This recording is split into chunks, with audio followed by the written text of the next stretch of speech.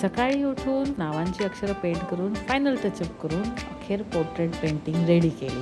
Naming सेरेमनीचा कार्यक्रम आसेगाव म्हणजेच माझ्या सासरी होता. तर जायच्या अगोदर मी माझ्या माहेरी एक स्टॉप घेतला. योगायोगाने कार्यक्रमाचा निमित्त गजानन महाराज प्रगट दिनाच्या दिवशी होतं. आदल्या दिवशी मला जी आई माझी दरवर्षी पारायण करते त्याच्यातलं एक अध्याय मला ऐकायला मिळाला आणि वेळ होती डी डेची.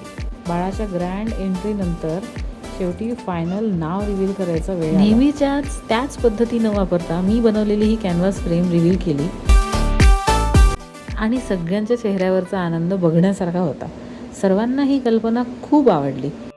तर असा होता आउट ऑफ द बॉक्स जाऊन नेम रिव्हील करायचा एक छोटासा आयडिया जो आम्ही एक्झिक्यूट केला.